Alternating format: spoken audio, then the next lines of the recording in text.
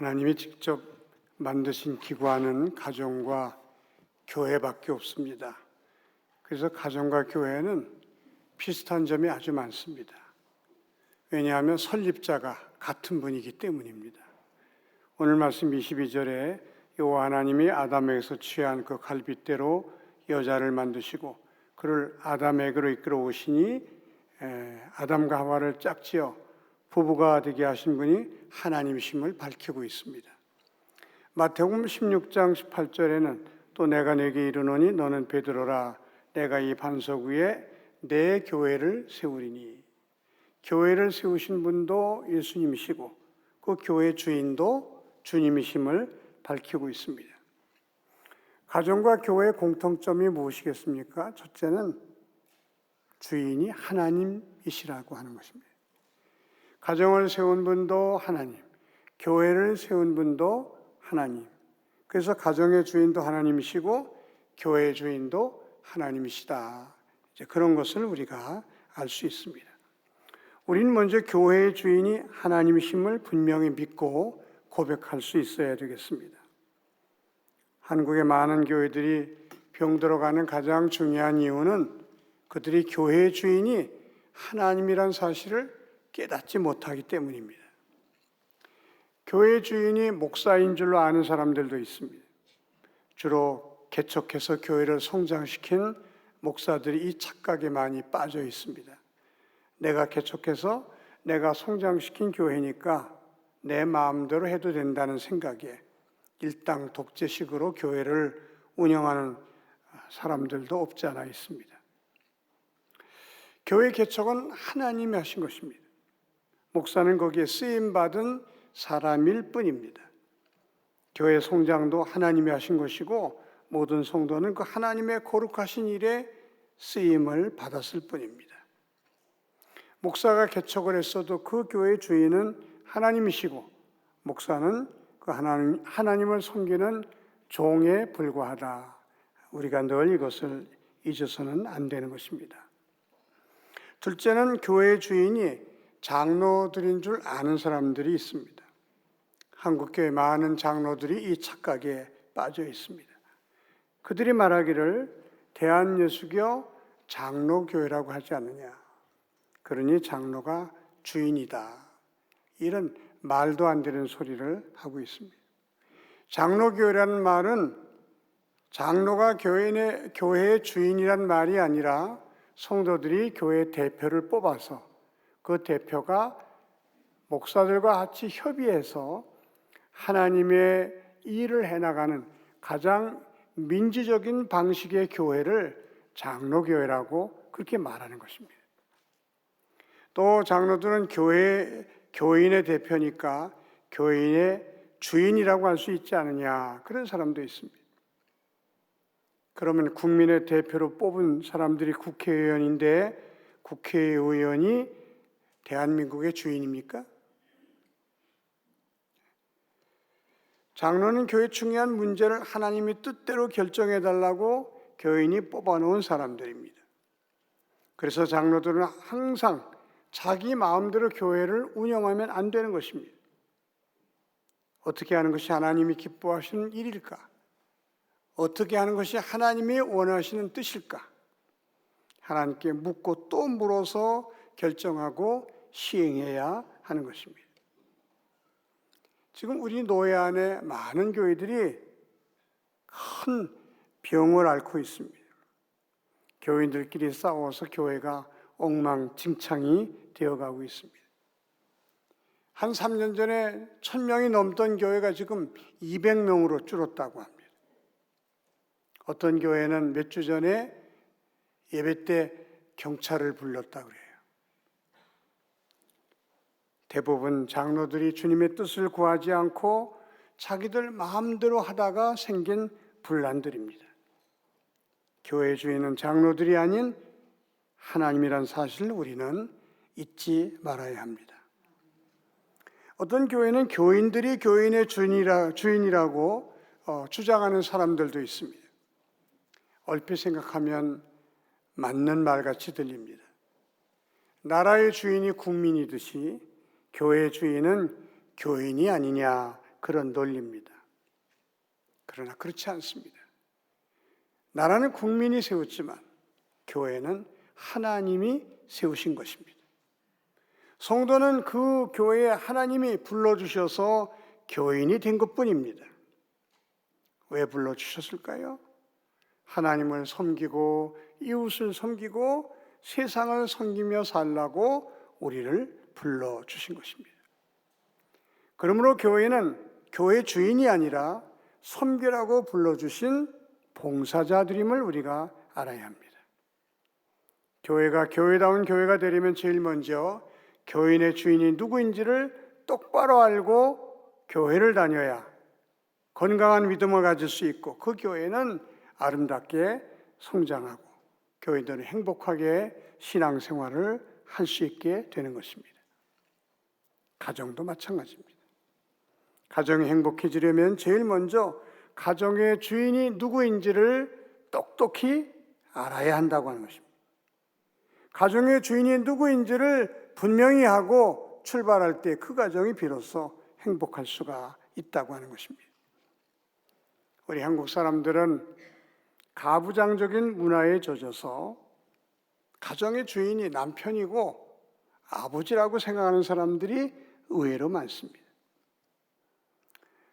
제가 어릴 때에는 우리 여자분들이 자기 남편을 주인이라고 부르는 모습을 저는 많이 봤습니다. 어떤 사람이 찾아왔을 때 우리 주인이 지금 외출 중입니다. 들어오시면 말씀드릴게요. 자기 남편을 주인이라고 부르는 것을 저는 많이 봤습니다. 남편이 가정의 주인인 줄 아니까 남편이 폭군이 되어서 아내에게 폭언도 하고 폭력도 행사하고 그 온 가족을 공포에 떨게도 하는 것입니다. 남편이 가정의 주인인 줄 알기 때문에 자식들을 자기 마음대로 할 수 있다고 생각하는 것입니다. 그래서 자식의 진로까지 아버지가 강제로 정해주는 경우가 얼마나 많은지 모릅니다. 한국의 많은 가정들이 이 가부장적인 문화 때문에 가정이 깨지고 불행하게 되고 그리고 아이들이 트라우마를 갖게 되는 것입니다. 남편이 가정의 주인이 아닙니다. 하나님이 가정의 주인임을 똑똑히 알아야 합니다. 남편 위에도 하나님이 계신 거예요. 가정이 행복해지려면 남편이 가정의 주인이 아니라 아버지가 가정의 주인이 아니라 하나님이 우리 가정의 주인이시다. 이 믿음과 고백이 있어야 되는 것입니다. 또 어떤 가정은 자녀들이 가정의 주인인 줄 아는 그런 가정도 있어요.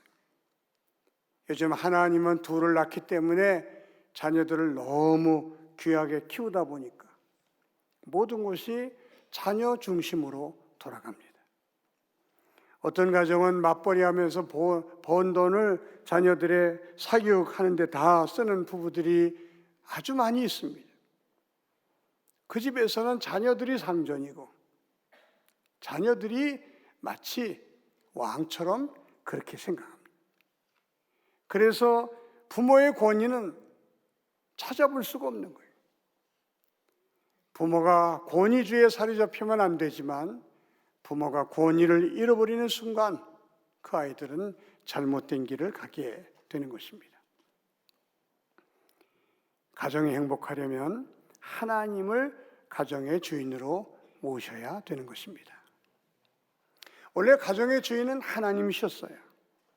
근데 사람들이 결혼하면서 주인인 하나님을 내쫓고 자기들끼리만 삽니다. 그 결과 가정이 엉망진창이 되는 것입니다. 요즘 중고등학교 아이들 한 100여 명 모아놓고 너희 집은 행복하니? 너희 집은 행복하다고 말할 수 있니? 물어보면요 100명에 2명 내지 3명만 그렇다고 대답하고 나머지는 다 고개를 돌린다고 하는 것입니다. 그 아이들의 부모 중에 예수 믿는 아이들이 얼마나 많겠습니까? 근데 너무나 놀라운 사실은 예수 믿는 일과 하나님을 자기 가정의 주인으로 모시고 사는 일하고는 별개라고 생각한다는 여기에 문제가 있는 것입니다. 이게 별개입니까? 하나님은 교회의 주인만 되시고 우리 가정의 주인은 아니십니까? 내 인생의 주인은 되지만 내 가정의 주인은 아니십니까? 가정을 세우신 분은 하나님이세요. 하나님이 여전히 우리의 가정의 주인이신데 우린 그것을 인정하지 않고 하나님을 다 가정에서 내쫓고 하나님 없이 우리들끼리 의논하고 우리들끼리 좋아하고 그저 우리들끼리 행복하면 최고라고 하는 이 잘못된 생각에 빠져서 지금까지 우리들이 살아온 것입니다.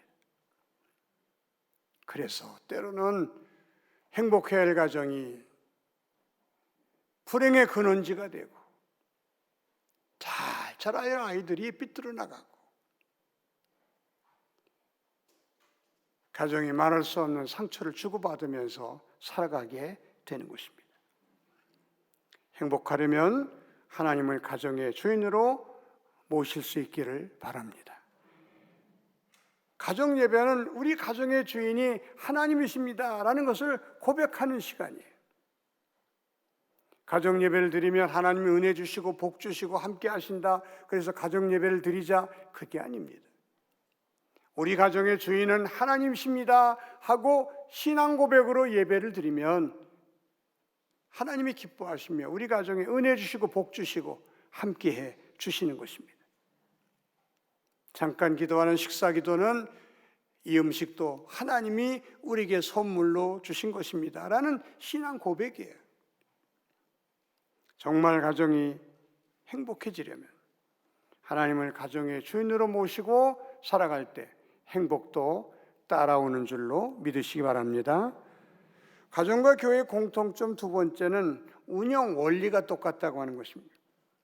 교회는 하나님의 은혜와 사랑으로 운영되는 것입니다. 은혜라는 말은 받을 자격 없는 사람이 하나님의 큰 선물을 받았을 때 그것을 우리가 은혜라 그렇게 말합니다. 구원이 은혜입니다. 우린 구원받을 자격이 하나도 없는 사람들이. 그런데 하나님께서 우리를 부르셔서 당신의 아들의 피를 부어주시고 우리의 죄를 씻어주시며 너는 내 것이라 하나님의 자녀로 삼아 주신 것입니다. 우리는 은혜 중에 은혜를 받은 사람들이 우리가 누리는 모든 것들이 하나님의 선물임을 믿으십니까? 얼마나 감사한지 몰라요. 그래서 교회에 오면 하나님께 감사하고 찬양하고 하나님께 영광을 돌리는 것이 아니겠습니까? 내가 하나님으로부터 무조건적인 용서를 받았기 때문에 우리는 다른 사람을 용서할 수가 있는 것입니다. 내가 하나님께 말할 수 없는 사랑을 받았기 때문에 우리는 그 사랑을 가지고 또 다른 사람을 사랑할 수가 있는 것입니다. 가정의 원리도 동일합니다. 가정도 은혜와 사랑 가운데 움직이는 아름다운 은혜의 기관입니다. 우리는 하나님의 은혜를 많이 받아서 그 은혜를 우리 가족들에게 나눠주는 사람들이에요. 하나님의 사랑을 많이 받고 그 사랑을 우리 가족들에게 실천하는 사람들이 우리 성도들입니다. 그러기에 우리는 가족을 은혜로 대하고 사랑으로 대하지 가족을 대상으로 계산하는 사람은 한 사람도 없습니다.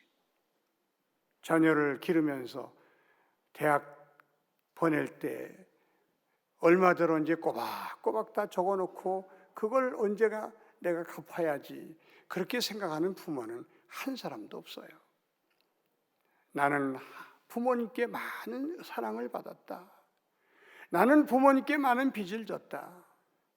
이 빚을 또 우리 자녀들에게 갚는 거죠. 부모에게 받은 사랑을 자녀에게 쏟는 것뿐입니다. 이것이 은혜와 사랑의 법칙입니다. 그래서 가정에는 항상 감사가 있고 용서가 있고 사랑이 있는 거예요. 만약에 말이죠. 만약에 교회에 은혜가 없다. 교회에 사랑이 없다. 그러면 여러분 이 교회 다닐 필요가 없어요. 은혜도 없고 사랑도 없는 게 뭐하러 다닙니까? 마찬가지로 내 가정에 은혜가 없고 사랑이 없다면 그 가정은 행복할 자격이 없는 가정이에요. 남편은 아내에게 내가 하나님께 받은 사랑을 아내에게 쏟아야지. 하나님께 받은 은혜를 내가 내 아내에게 실천해야지. 아내도 마찬가지입니다. 내가 하나님께 얼마나 많은 사랑을 받으며 살고 있나. 내가 내 남편에게 그 사랑을 나눠줘야지. 하나님께 받은 은혜를 내 남편에게 내가 나눠줘야지. 서로가 서로에게 감사하며 서로가 서로를 사랑할 수 있는 그 가정이야말로 행복할 수 있는 자격이 있고요. 하나님이 그런 가정에게 행복을 선물로 주시는 줄로 믿으시기 바랍니다. 하나님이 교회와 가정을 만드신 목적도 동일합니다. 하나님이 교회를 만드신 이유는 첫째로 하나님께 영광 돌리라고 교회를 이 땅에 세워주셨습니다. 영광 돌린다는 말이 좀 어렵죠? 쉬운 말로 바꿔 말하면 하나님께 기쁨을 돌리라고, 하나님의 이름을 높여드리라고, 하나님께 감사하면서 살라고 이 땅에 교회를 허락해 주신 것입니다. 두 번째는 우리들 행복하라고요. 우리를 구원해 주시고 이 교회를 통해서 우리를 행복의 그 장소로 이렇게 인도해 주시고 이끌어 주시는 것이 이게 주일날 우리가 예배드리고 말씀을 듣는 이유입니다. 요즘 모르는 곳에 갈 때에는 내비게이션이라는 그걸 보면요, 이게 참 신기해요. 깜깜한 밤인데도 그것대로 따라가면 목적지에 딱 도착하지 않습니까? 여러분, 우리가 어떻게 행복할 수 있고 어떻게 우리가 복된 길을 걸을 수 있는지 잘 몰라도 상관없어요. 주일날 들려주시는 말씀을 듣고 그 말씀대로 한 걸음 한 걸음 따라가다 보면 행복의 세계로 우리를 인도해 주시는 줄로 믿으시기 바랍니다. 어느덧 우리 가정이, 우리의 자녀들, 우리 부부가 행복해지는 줄로 믿으시기 바랍니다. 가정도 마찬가지입니다. 가정을 세우신 첫 번째 목적은요, 하나님께 영광 돌리라고 가정을 만들어 주신 거예요. 여러분, 창세기 1장, 2장까지 읽어보면 하나님이 천지 만물을 창조하시고 보시기에 좋았더라, 보시기에 좋았더라, 보시기에 좋았더라, 다 보시기에 좋았더라 만족하셨는데 한 가지만 하나님 보시기에 좋지 않았더라 하는 게 나옵니다. 그게 뭡니까? 아담의 독초하는 것이 하나님 보시기에 좋지 않았다. 그래서 하와를 만들어 짝지어 주시고 하나님이 뭐라고 말씀하십니까? 하나님 보시기에 심히 좋았더라. 결혼 제도는요, 하나님이 보시고 기뻐하시기 위해서 남녀를 짝지어 가정을 이루게 하셨다, 그런 말입니다. 이 말을 좀 뒤집어 보면요, 결혼의 목적은 하나님을 기쁘시게 드리는 데 있다, 그렇게 우리가 말할 수가 있는 것입니다. 여러분, 이 가정의 제일 되는 목적을 놓치면 안 됩니다. 우리 두 사람이 힘을 합쳐서 하나님을 기쁘시게 해드리라고 하나님이 우리를 짝지어 주셨다, 이걸 생각하고 둘이 힘을 합해서 하나님을 기쁘시게 해드리는 저와 여러분이 되시기를 바랍니다. 그리고 하나님 보시기에 힘이 좋은 가정이 되기만 하면 하나님이 그 가정에다가 복을 쏟아주시고 은혜를 쏟아주시는 거예요. 왜 우리가 복을 받지 못하고 왜 우리가 은혜 받지 못합니까? 하나님 보시기에 좋지 않은 것들이 너무 많은 거예요. 하나님 보시기에 심히 좋았더라 하는 가정이 돼야 되는데 그렇지 못한 것들이 너무 많은 거예요. 오늘 이 아침에 하나님, 우리 가정은 하나님 보시기에 심히 좋은 가정이 되게 하여 주시옵소서. 우리가 이 기도를 하면서 가정을 갖고 나가는 저와 여러분이 되시기를 바랍니다. 가정의 두 번째 목적도 우리 행복하라고 하나님이 가정을 허락해 주신 거예요. 하나님께 영광 돌릴 뿐만 아니라 우리들 행복하라고 가정을 만들어 주신 겁니다. 오늘 말씀에 보면 하나님이 아담이 돕는 배필이 없으므로 하와를 만들어 그 손을 이끌고 아담에게로 데리고 옵니다. 여러분, 돕는 배필이라는 말은 쉬운 말로 다시 말씀드리면 섬기는 사람이 필요해서 그런 말이에요. 아담에게 섬기는 사람이 필요하고 하와에게 섬기는 사람이 필요해서 서로 섬기며 살라고 아담과 하와를 만들어 짝지어 가정을 이루게 하셨다. 그런 말씀입니다. 여러분, 가정에 왜 갈등이 있습니까? 며느리를 얻었는데 왜 그렇게 마음이 편안치 못해요? 섬김을 받으려는 마음, 섬김을 받으려는 마음은 큰데 그만큼 섬겨주지 않으니까 늘 허전하고 섭섭한 것입니다. 그런데 여러분, 섬김을 받으려는 마음을 다 내려놓고 여러분이 나는 섬기면서 살겠다, 나는 섬기는 사람으로 평생을 살겠다, 그렇게 생각하고 한번 섬기면서 살아보세요. 저와 여러분의 가슴 속에 기쁨과 감사, 행복이 가득 차게 될 줄로 믿습니다. 남편은 집에 돌아가서 하나님께서 내 아내를 잘 섬기라고 이 여자에게 나를 보낸 거다. 아내는 이 남편 잘 섬기라고 하나님이 나를 이곳에 보내셨다. 서로가 서로를 섬기며 살 때에 여러분, 그 가정은 정말 행복한 가정이 될 수 있고 하나님께 많은 복을 받을 수가 있는 것입니다. 그전에 언제는 한번 말씀드렸습니다만 이제 처음으로 며느리를 보는 사람들, 처음으로 사회를 보는 사람들은요, 사실 다 그게 처음이니까 이게 어떻게 해야 좋을지 좀 헤맬 때가 좀 있어요. 이 며느리를 얻으면 어떻게 해줘야 되는지. 어떤 사람은 너무 잘해주면 안 된다, 그런 사람도 있어요. 적당히 해야지 너무 잘해주다가 나중에 못하면 이게 시험에 든다는 거예요. 그러니 뭐 어떻게 해줘야 할지 저도 감이 안 잡히는 거예요. 그래서 하나님께 기도했어요. 하나님, 이제 곧 며느리를 보게 되는데 제가 며느리에게, 우리 부부가 며느리에게 어떻게 하면 좋겠습니까? 하나님은요, 언제나 기도하시면 답을 잘 주셔요. 행복하게 해줘라.